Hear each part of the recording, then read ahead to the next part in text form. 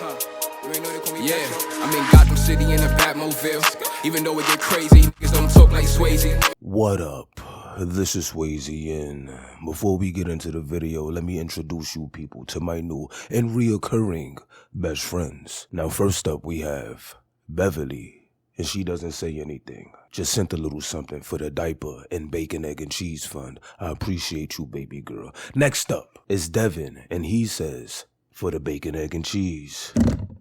Thanks, Devin. I appreciate you. And thank you for donating to the cause. And if you too want to become one of Swayze's new best friends, all you gotta do is hit the Cash App or PayPal. It's honestly that simple. You can literally buy my friendship. But it looks like today what we have is some LeeDrilly updates. And it seems like you LeeDrilly fans will not be waiting too long until your king comes back, because he beat the murder charge of James Rivera, aka Lil Loc, that they tried to put on him using lyrics from one of his songs. Now let me refresh you guys' memory with this clip real quick, and I'll be right back with the rest of my commentary.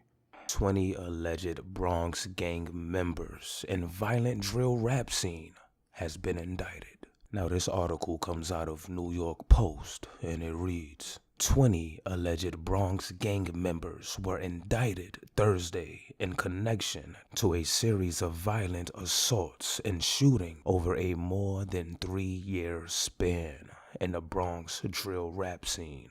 Officials said these defendants terrorized residents of the Fordham Bedford Park neighborhoods who were forced to run for their lives as bullets flew. The joint operation between the DA's office and NYPD resulted in a 82-count indictment against the alleged members of the G-Side/Drilly gang, a subset of Bloods, Sex Money Murder. The new court docs also indicted 20-year-old Precious Williams, an 18 boy who allegedly shot Delilah Vasquez, 20 years old, in the forehead, killing her inside an apartment on Hull Avenue.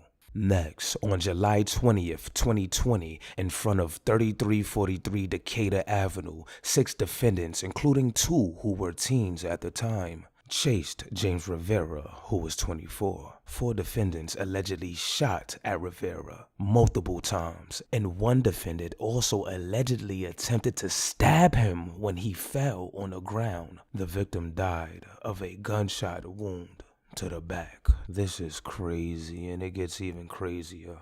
Now, after the prosecutors were not able to pin the murder of James Rivera, aka Lil Loc, they offered LeeDrilly a lesser charge instead of taking it to trial, and he ended up pleading guilty to a charge of assault with intent to cause serious physical injury. Now this indictment happened 2 years ago. However, I think people are forgetting that last year, around this same time, June 29th, 2023, LeeDrilly reportedly attacked 2 correctional officers. They was claiming that LeeDrilly and another inmate was beating up some correctional officers, stomping their ears together, beating them to a bloody pulp, and all types of things. Now I'm gonna let you guys check that clip out real quick, and I'll be right back. Talking about the one of the CEOs, right?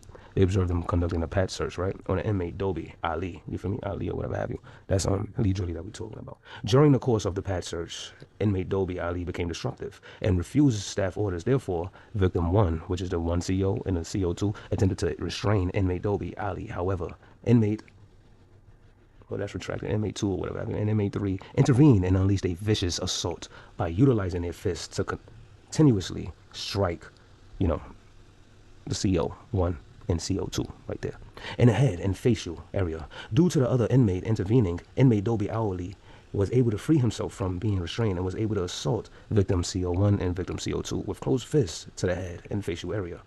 Victim 1 and victim 2, which is the 2 COs, you know what I'm saying? I just feel like I gotta keep on reminding you people, you feel me? Both received medical treatment from an outside hospital in which victim 1, that's victim 1, the CO1 or whatever have you, suffered multiple facial abrasions and a cut under his left eye and a busted lip and had contusions.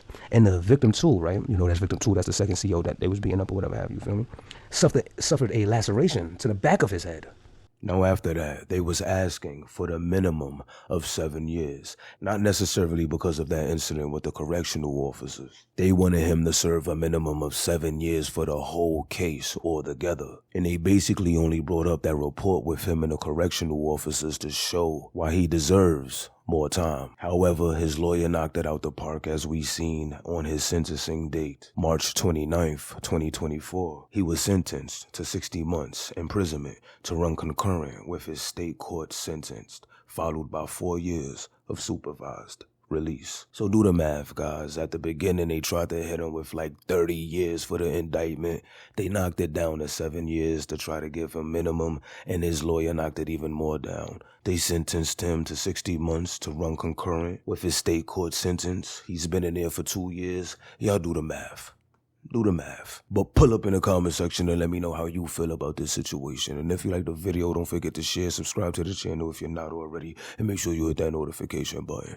But I'm off this. This your game and that shit never faze me. I be chillin', don't know why they hate me. Don't like in the streets, I be towing no K's. Hit me and I'm quick to react like Swayze. I'm too different. Fuck these goofies, I'm stacking my chicken. I'm chatting these niggas some bitches. We send niggas back home with some stitches.